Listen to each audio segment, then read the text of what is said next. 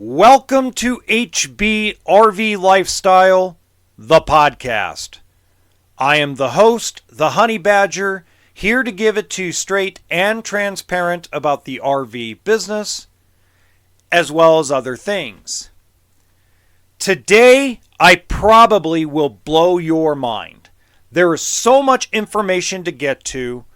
We're going to talk about Grand Design RV. We're going to talk about frame failure / frame flex.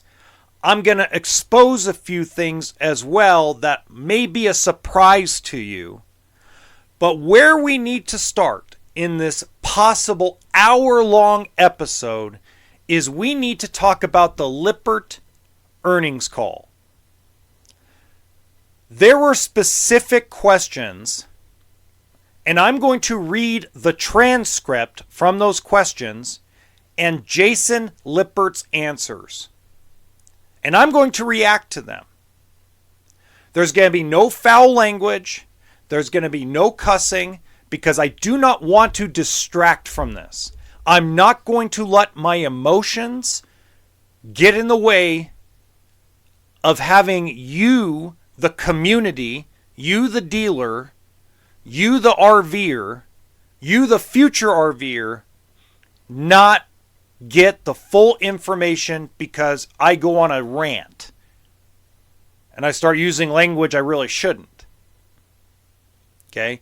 Now, for those of you watching or listening on YouTube, I apologize. There is no video. My phone, let me put it this way. I got to read a lot of things off my phone. And my phone is my camera. Real quick. We have had now a few larger YouTube personalities in the RV space join in as subscribers to this podcast. And to you, there are a couple of, we'll call them, as I usually call them, corporate RV dealership YouTubers. There's a few people that are independents. There's some people that are ambassadors for different products. Welcome. Welcome to you guys and gals. And thank you for being a part of this. I may give you crap, but if you're here, that means there's something to what I'm saying. That something's getting out there. And you joining and subscribing to Spotify, Amazon, iHeart, YouTube, thank you. Thank you for the support. Because this episode right now, you're going to get phone calls to discredit me. You are going to get phone calls from your bosses saying, we have to silence this guy. That's this kind of episode. And I'm going to get phone calls and I'm going to get hate mail. But I can take it. So let's start with this earnings call. Now, what I'm going to do is no matter where you get this podcast, in the description box of the episode, I'm going to link the transcript for the Lippert earnings call. Okay, now I'm only going to read specific questions off of it. I'm not going to read the whole thing because then instead of it being an hour-long episode, it's going to be like a 4-hour episode, okay? And you have to pardon me, my allergies are really bad, okay? So this is from Tristan Thomas-Martin. Okay, I just had to add a ton of chatter with some of these Davidson headlines and issues. You just wanted to get your opinion and your kind of comments on it. Now, if you don't know what the Davidson headlines are, it has to deal with frame failure. Okay? So just to let you guys know, okay? Jason Lippert says, yes, thanks. Okay, I got it now. Yes, I mean, contrary to the Davidson note that came out, I will tell you that we don't have any widespread frame issues. We don't have widespread warranty issues. So the long and short is that we design frames to flex. And over the years, we have seen a handful of units. The numbers as they come out to, from a unit standpoint, is insignificant. It's 300% of our total frame warranties. And in terms of dollars, it's less than 100%. So I think that's a typo. I bet you if we listen to it, he probably says it's 3% of our total frame warranties.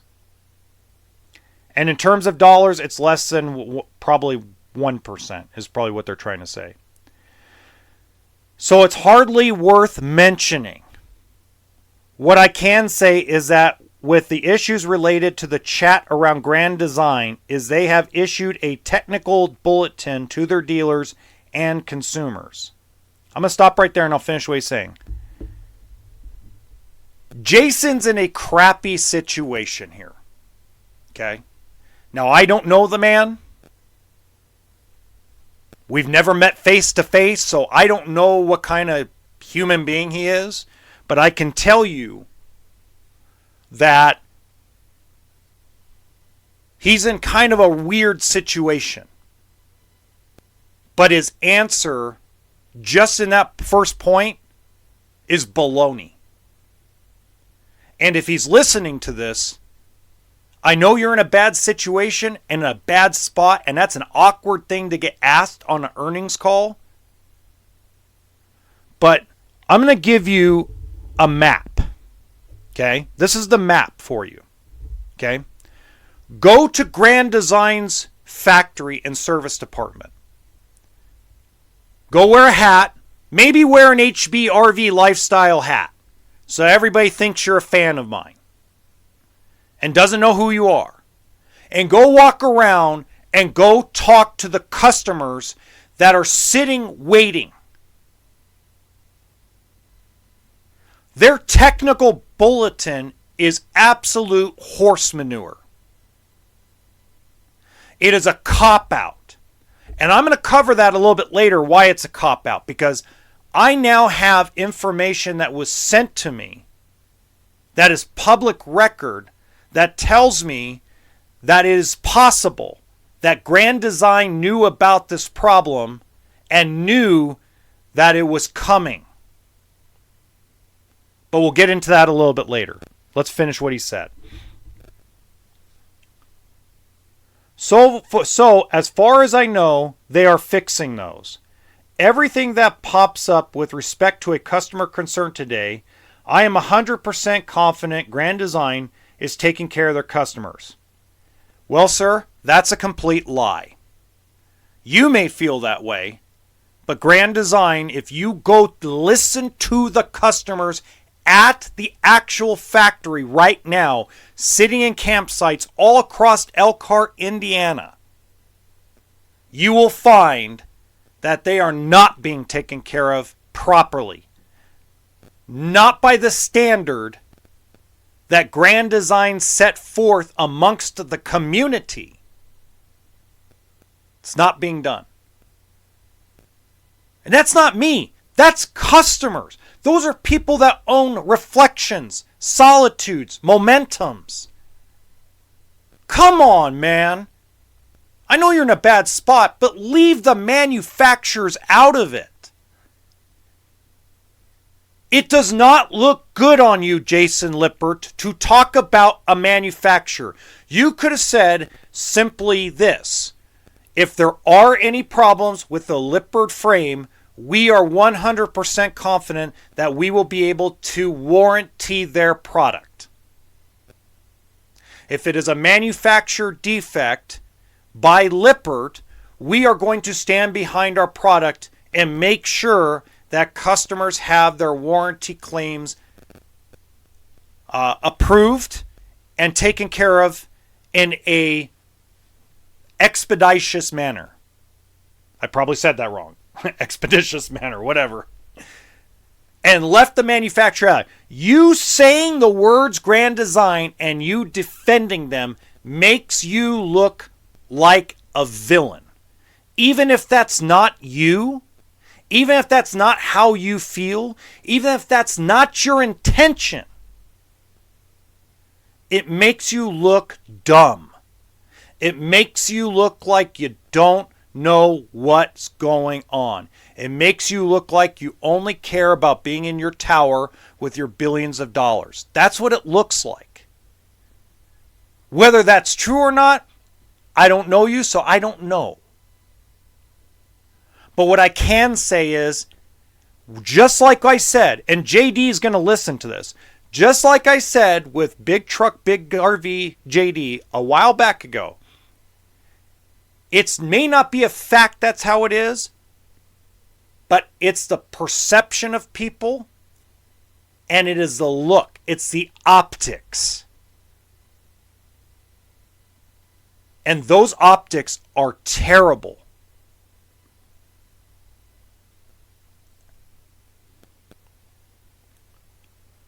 We'll keep going. And again, we have seen these flex issues over the years. We have got, especially on heavier units of 15,000 to 21,000 pounds, you see these are just giant houses moving down the road, and sometimes with overloading or road abuse or an excessive impact, you can see some sidewalls break loose from the frames, and it happens from time to time. Jason Lippert, you're not talking to the customers. You're not talking to the people that are having this problem. You would find out that the problem of overloading and road abuse and the things you just mentioned are less than 1% of the problem. The problem, as far as I can tell, from every single email, every communication, every phone conversation, every text message, every bloody direct message I get, this is at the RV factory level, and it is a problem at the RV factory level, and it is predominantly with Grand Design RV. Greg Carson with Cruising with the Carsons, 2 times in 3 months, a bad fifth wheel, a bad frame job, a bad constructed unit.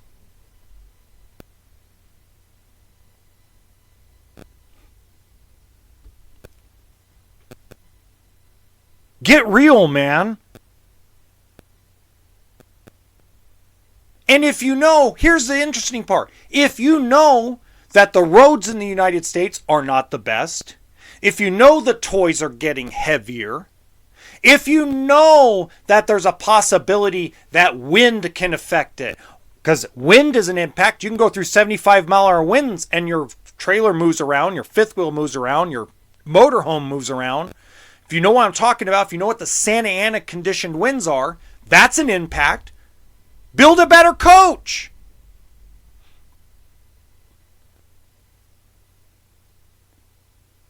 This is the one time I'm actually gonna, this is the one time I'm gonna say that this just sounds like somebody that is out of touch.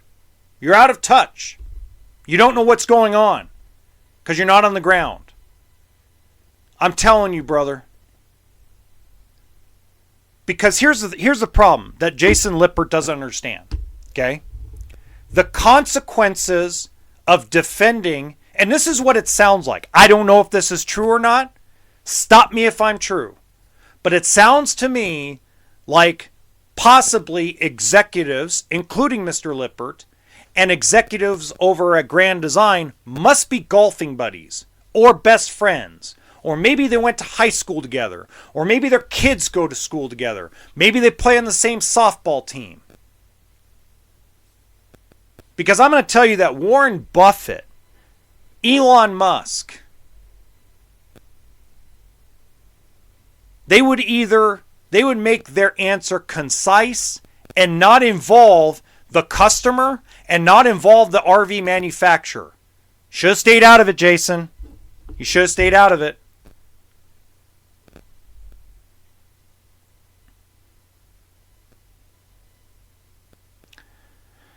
And when they do happen, and there is an issue with a manufacturer, they are generally getting taken care of. So that's probably the short answer. Now, I agree with him that a lot of the other manufacturers, Jayco, Keystone, Forest River, stuff I sell, stuff I don't sell, stuff I've never sold, are getting taken care of. They may not be getting taken care of as fast as they want to be, but like Keystone, Montana, sent a bunch of people to one of the best frame shops in Indiana. I think it's called Quality or Quantity. Can't remember the name of the head. Name of them, or Affinity. Affinity. Thank you, Affinity. That popped in my head like I had a second person next to me. Affinity had took care of those people, and they fixed them. And so far, I haven't heard anybody be mad about the fix. Okay? Probably cost Keystone, Montana, a pretty penny to do that. But that's taking care of the customer. Buying out the customer is the right way to do things too, without having them take down your videos. Please take down your videos. We don't want you to say negative stuff about us. We want to just disappear and be swept under the rug. Good Lord. Less than 0.75% of everything that we build has been for the last 10 years. So now we're doing 10 years of data instead of what's been going on the last 5.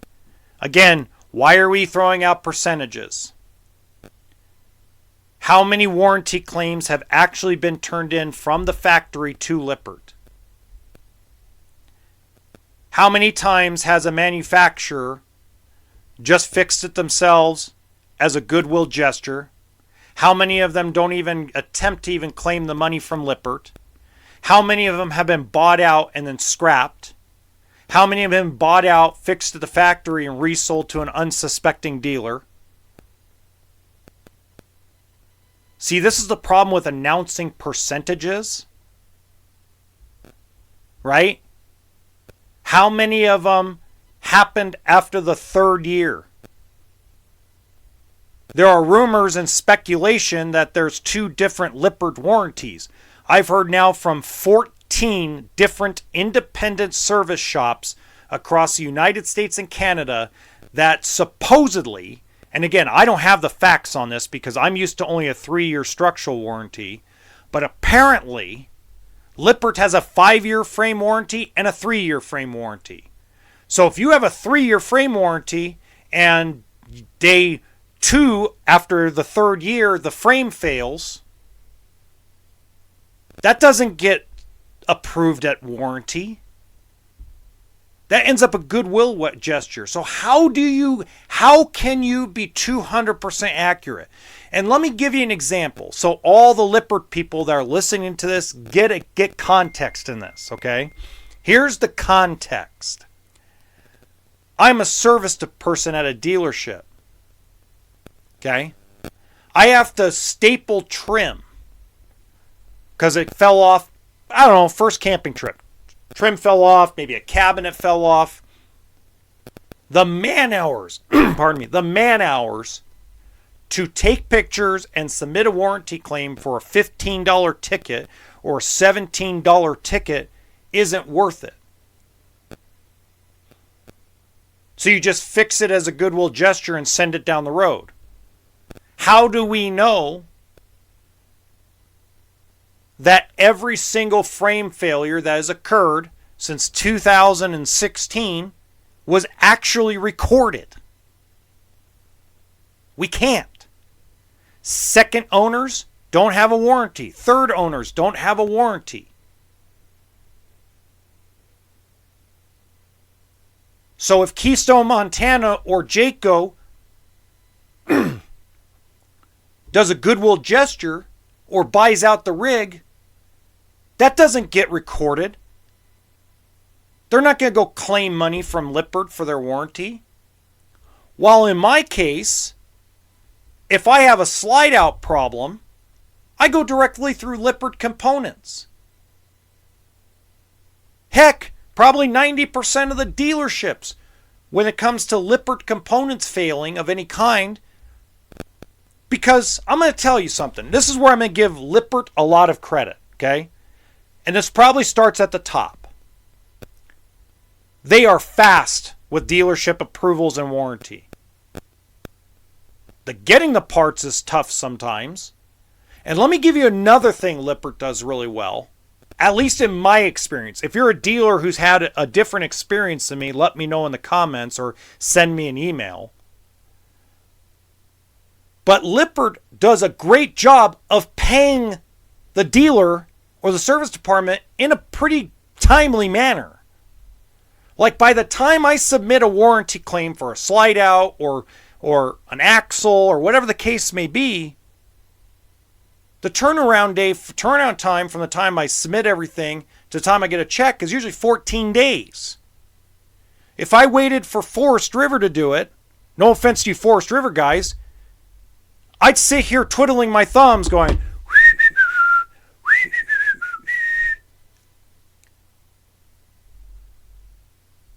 so that's the problem. Is I don't trust the data. I don't trust the data because I know how the industry inside works.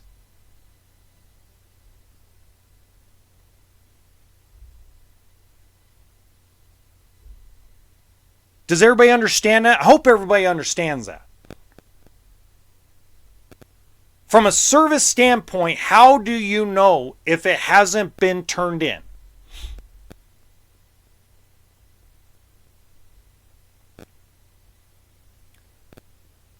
This is the problem with the good old boys club. You guys have heard me say that before.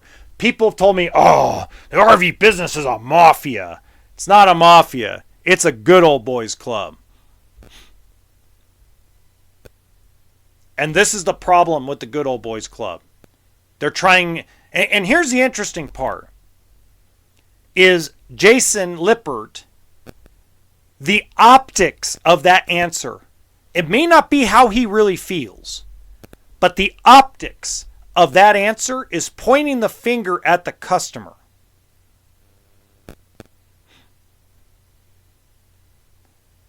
And I'm going to tell you, brother, if you're listening to this, I don't know if you are or not, but if you're listening to this or your people are listening to this, I hope that you go down and go talk to the customers. Don't go talk to Don Clark. Don't go talk to Brad Smith. Go talk to the customers. Go inside and look at the welds that these guys are putting on. And then come back and have the confidence to say that. Because I guarantee you, you'll retract half of what you said and go back to Lippert will stand by its product if you want to warranty it through Lippert.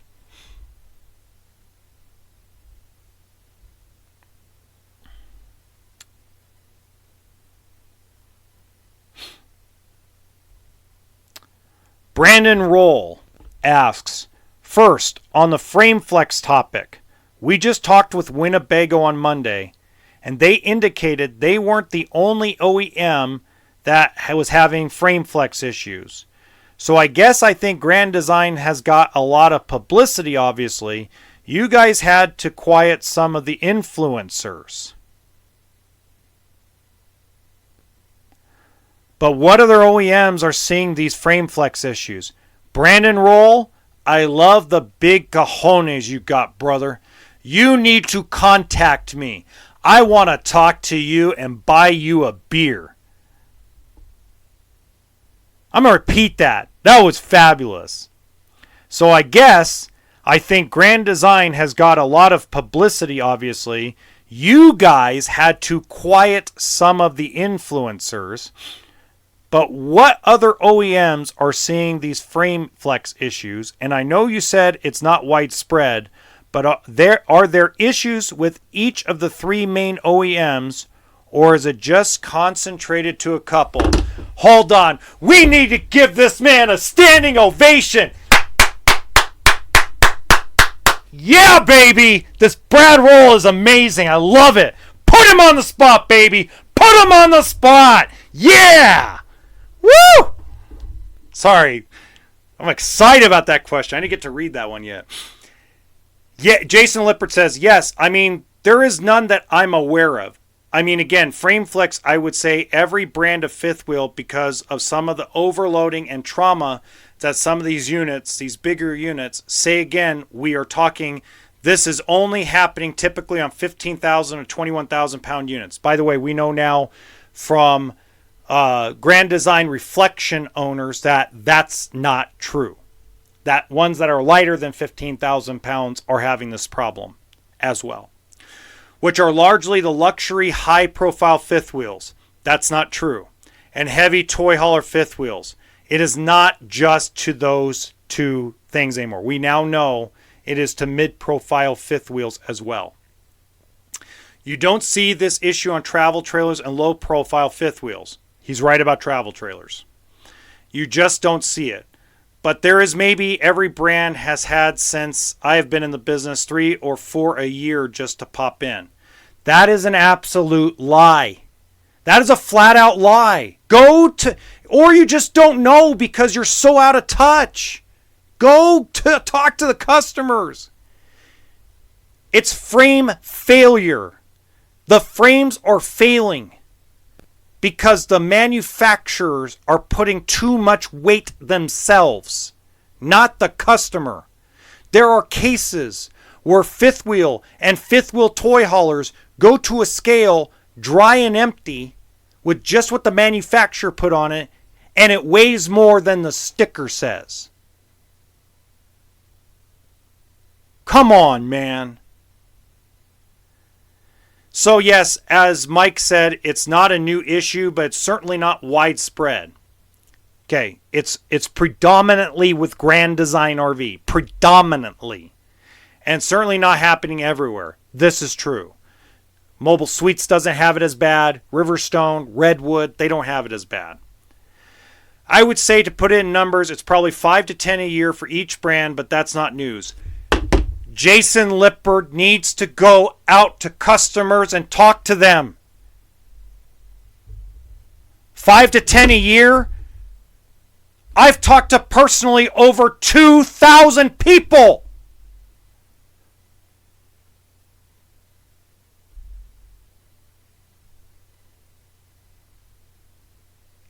Thousand people have reached out to me in one shape or form or another.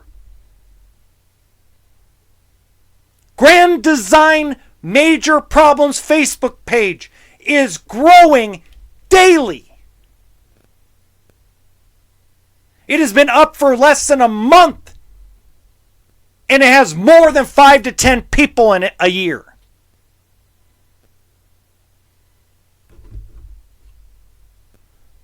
You really, really are out of touch, sir. I'm sorry. Brandon Roll. Okay, great. And who would be on the hook for any of these issues that are going on, or people having some warranty claims, or whatever the case may be? Were you guys just producing really good frames and it's on the customer or the OEM? Or are you guys potentially liable for these issues? Brandon Roll, baby. Yeah, I love this guy. Jason Lippert, yes, I would say that technical service bulletins calls out specifically to the dealers that are checking for some of those screws from the wall to the frame. Whoa. And things like that. So like I said, our warranty on this will be less on our business and on our frame business. So Grand Design is handling this with their dealers. They are taking care of every single one that pops up, and I don't have really any more I can comment there probably. See? You're starting to know, you're starting to sound like an idiot. I bet you just popped into your head like, whoa, this was not a good idea. By the way, guys, I'm going to tell you right now, the Lippert interview, if I ever get, any chance of me doing the factory tour at Lippert is out. I'm not going to do it. Unless Jason Lippert actually goes and talks to customers at the Grand Design factory that are getting them fixed, unless he actually has an actual conversation over the phone with some of the customers that I've had a conversation with, and until he has a retraction for this, I'm not going to do the interview. Period. They can invite me in July, August, September, whatever. I'm done. I'm not going to put up with politically correct, defending your best friends, defending your golf buddies, defending your cousin, your nephew, your aunt. I'm not going to do it. We need transparency. We don't need deflection. Brandon Roll says, okay, and then kind of circling back to Tristan's earlier question in quarter 1, 23 last year. Okay, never mind. That doesn't have anything to do with it. By the way, after that question, Jason Lippert wanted off the call. They hand it over for closing remarks. I'm going to read something that was sent to me by text message. I'm sorry about my nose. So this was sent to me by someone that I trust, okay? They really have no skin in the game in the RV business. They basically, we'll just say they're in real estate, okay? So Lippert announced earnings this morning and hosted their quarterly call. Recommend you highly check it out. There were some fireworks. One of the analysts literally called out the CEO, Jason Lippert, for silencing influencers who exposed the frame problems. There's quite a bit, but two different analysts brought up the subject of frame failure. Also, DA Davidson put out a note discussing the issues with frames across the RV industry. Oh, and when asked who is at fault, Lippert or the OEMs, he didn't provide a direct answer. However, he did insinuate the frame issue is not on Lippert. Separately, the CEO did confirm Grand Design is dealing with a frame issue.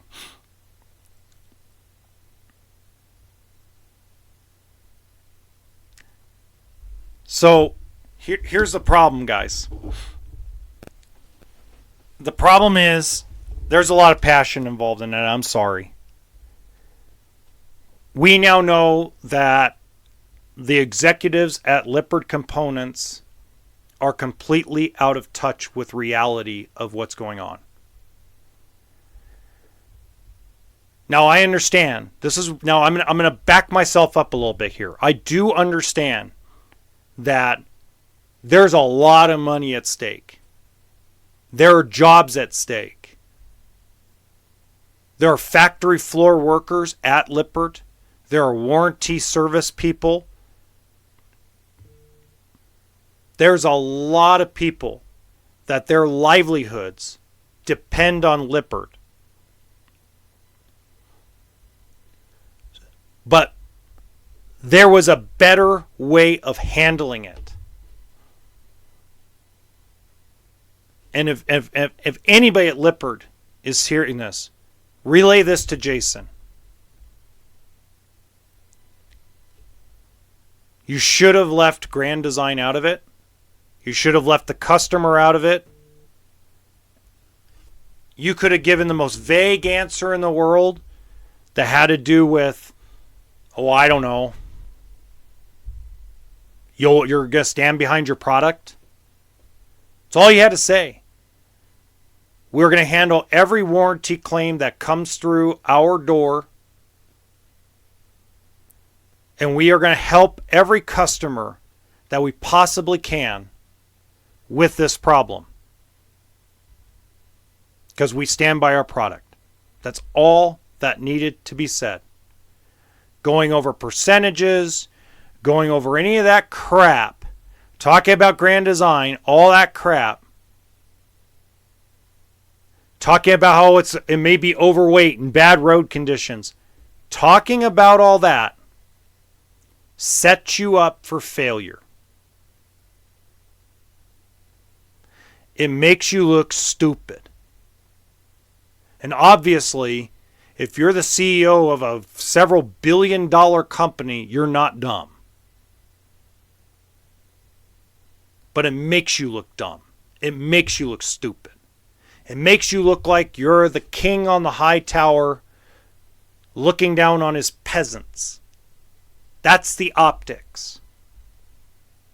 That doesn't mean that's true. It's just what it looks like. It looks like all you care about is money.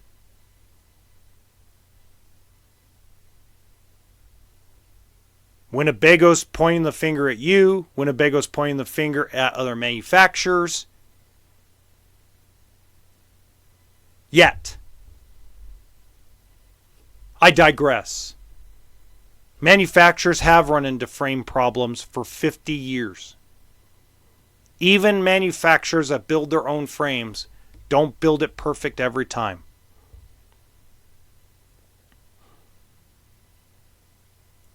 But that's what we call tripping over your own feet. Tripping over $1 to save a penny. Now I'm going to switch over to Grand Design. Greg Carson, which is Cruising with the Carsons, had a great video. I'm going to link that video as well below the transcript of the LCI call, the Lippert Components call. Okay. You can tell that that reflection is under 15,000 pounds.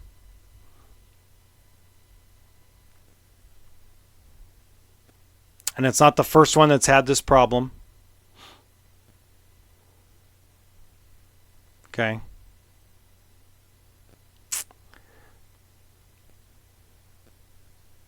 I want to talk to you about something. This was sent to me. Okay, and again, I can't confirm any of this. I can only confirm the dollar amounts and the money. So I'm going to say this is rumor and speculation. Did you know, this was sent to me on April 12th, so this was over a month ago, or just under a month ago. Did you know both Don Clark and Matthew Miller, Newmar, are two of the largest Winnebago shareholders outside of the founding family? They even own more shares than Michael Happe, H-A-P-P-E. Then he sent me this graph. So the president and CEO of Winnebago has 251,000 shares. Don Clark, 471,286. Matthew Miller, president of Newmar, vice president of Winnebago, 449,000 shares.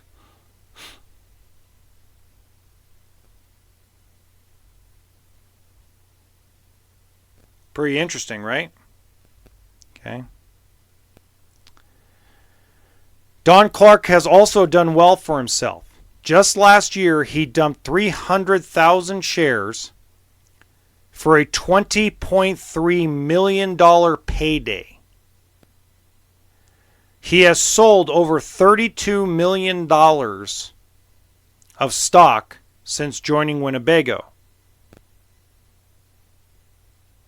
In the last 5 years, and out of any Winnebago insider or Winnebago employee, Don has both sold the most overall shares by over 5 times.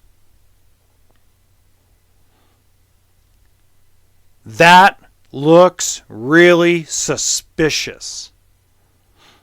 Now remember, all the trades guys like this, like Mr. Clark, have to do has to be set up.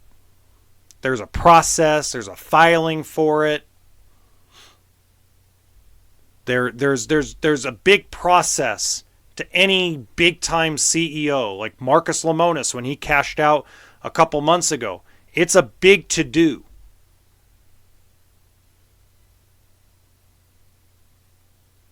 But to practically sell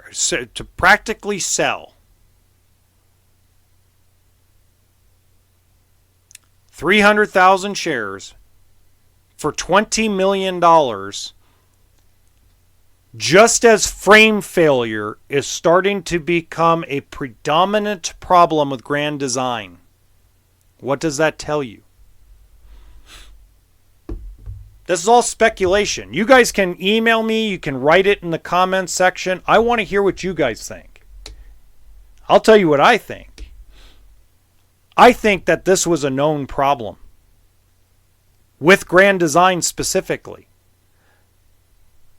I don't know what the details are because obviously they're trying to sweep it under the rug, buying people off, having people sign non-disclosure agreements and telling them they have to take down their YouTube videos or any posts they have negative about frame failure.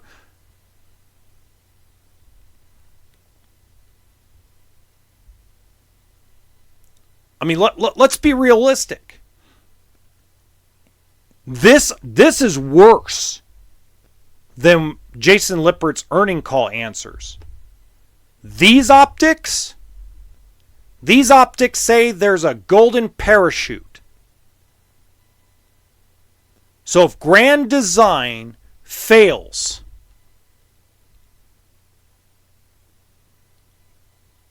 Don Clark still walks away with $32 million. Plus whatever he's made. Bonuses, salary. What other little investments he may or may not have with other RV companies. He's going to walk out an extremely rich man.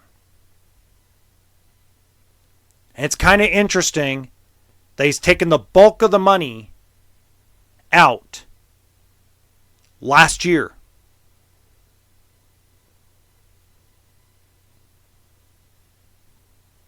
Winnebago was bought out in 2016.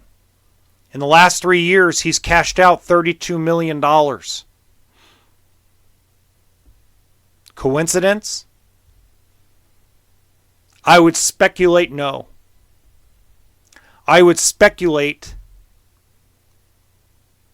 that they knew there was a big problem with their production. That they may or may not have known that their frame that was being built by Lippert, that they personally requested by Lippert,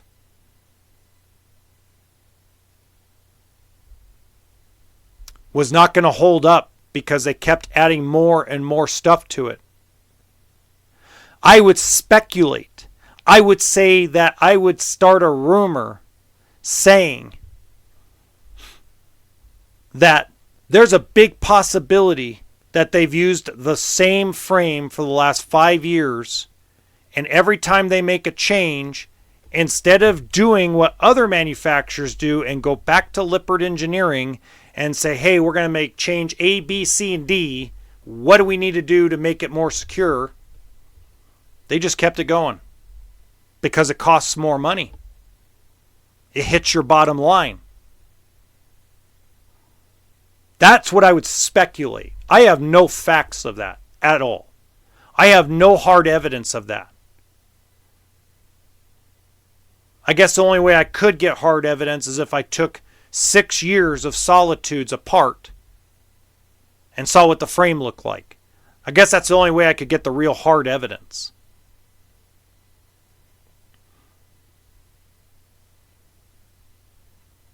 This feels like a cover-up. It's sick and it's disgusting that the industry I love, the industry I decided to make a career, has a couple of bad apples that seem to not care. We got our money.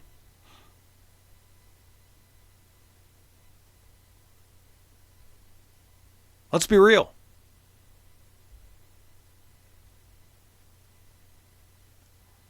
I may not like Liz Amazing.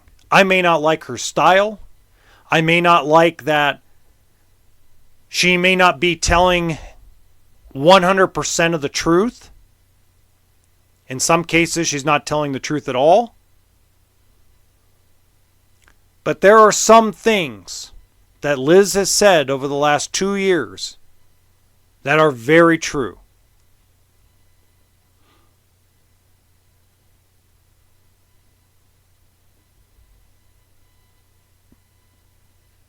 And you guys can, I'll let you guys decide which ones. I still, to this day, even though I'm pissed off at Jason Lippert for his BS comments when he's asked those questions, I still believe that this is predominantly a grand design problem. Brinkley, Riverstone by Forest River, Flagstaff Rockwood, Sabre by Forest River, Cougar, Montana, for the most part, most Jaycos, they might have their problem. And that might be where the small percentage comes from.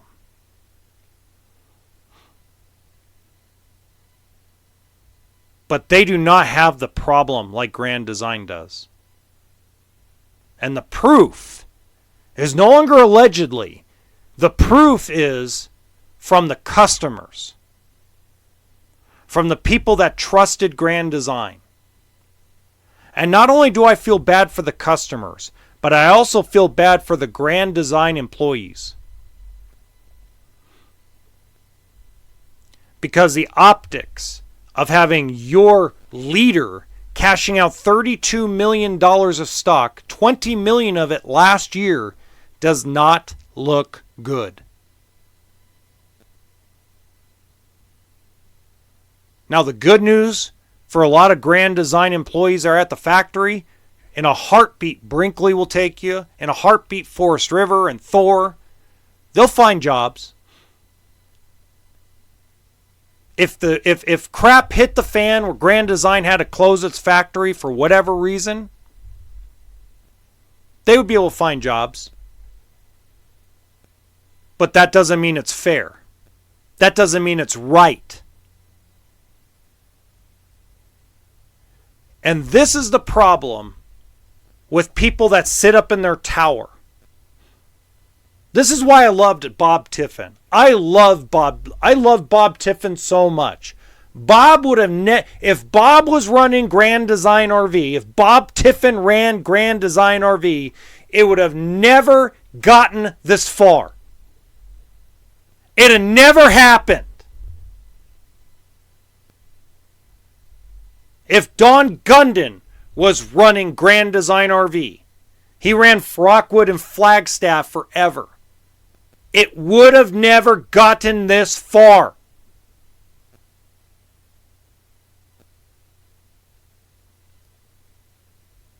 It is time for the Grand Design RV community to call for the resignation of Don Clark. He cashed out his stock, guys. He has no reason to be there anymore. Get him out of there. Get somebody in there that's going to fix the problem and that's going to care about the customer. Because it's not just affecting Grand Design RV sales. It's affecting every single fifth wheel sale across the United States. It's affecting Montana, Seismic, Pinnacle, Brinkley, Alliance. That question is brought up 3 to 4 times a day at dealerships across the United States and Canada.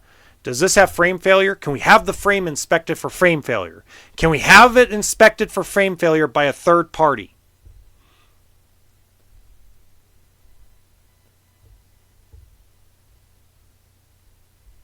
It's a great time to be an RV inspector, I'm going to tell you that much. You better catch up on your frames. If you're an RV inspector, get your education on frame failure, frame flex, all that stuff, because you're going to make a ton of money over the next couple of years until the industry can rebuild the confidence. And it's sad. Do you know who also gets it in the shoes for all this? The people that already own one. The people that already own one, do you think they're going to have an easy time offloading their solitude, their momentum, their reflection with all the crap going on? Do you think it's going to hold its value like a Subaru? No.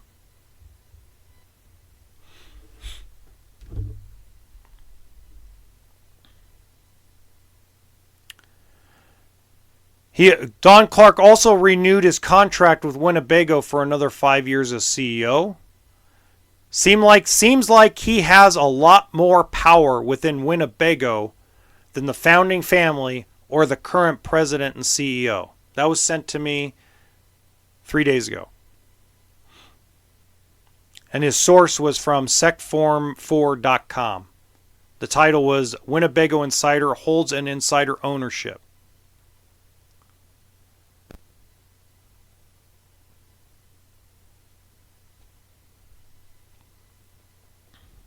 It's absolutely nuts.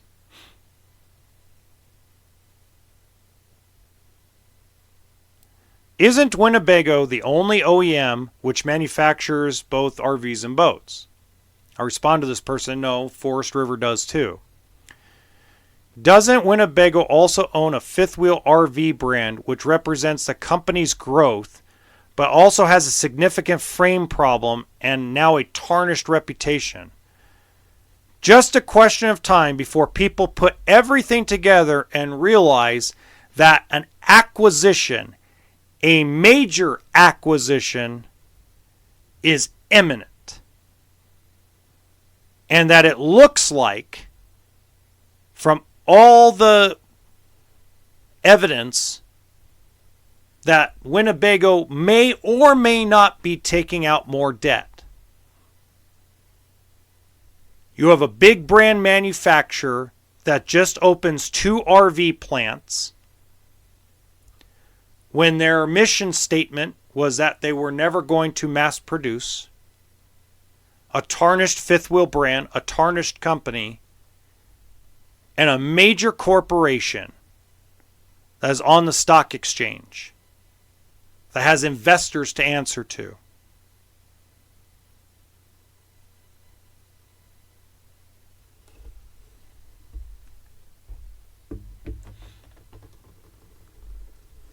Folks, you can continue to choose to listen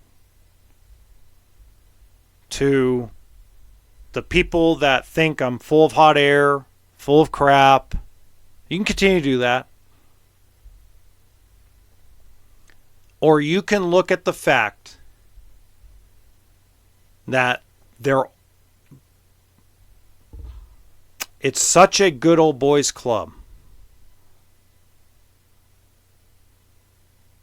It's like a big farming community where when an outsider comes in to ask questions about the crop that's being grown on one farm, they all either deflect the answer, don't answer the question, or they all defend each other. That's literally the best description I can give.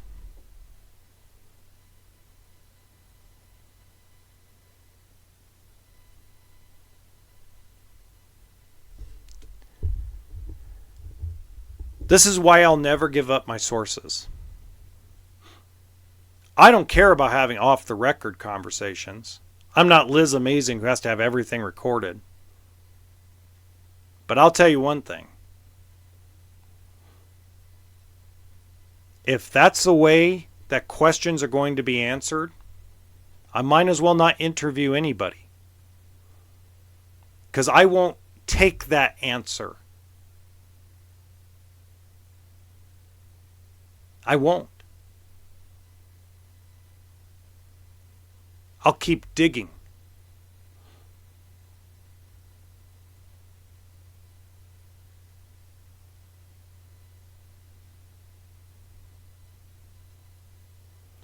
Welcome to the Matrix. And the last thing I'm going to say tonight is thank you. If you made it this far, I normally don't ask, but I'm going to ask because everybody keeps telling me I should ask. If you enjoy my podcast, if you want to help it grow, the only way it will grow is if you hit the like button, you subscribe to the channel, and you share this information with the next person that is shopping for an RV.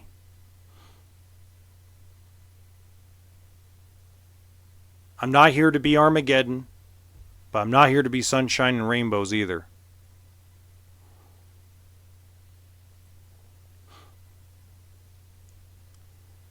If you guys would like to help monetarily support the channel, buy a t-shirt, buy a hat, send me a super thanks. Heck, if you want to email me, and I'll send you my Venmo if you want to donate some money. I had somebody donate $250 to the channel the other day through Venmo, and I really appreciate it. I have another supporter. Sent me $500. Sent me a $500 check. All I'm going to do is keep pouring it into the channel and into the podcast. That's what I'm doing with the money. I just ordered a new microphone, a better microphone, I hope. That's why I used the $750 for, is better equipment. Because I know you guys are sick and tired of the feedback.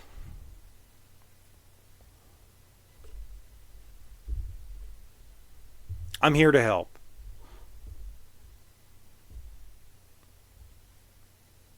And I hope that you guys understand that. Until next time, have a good one.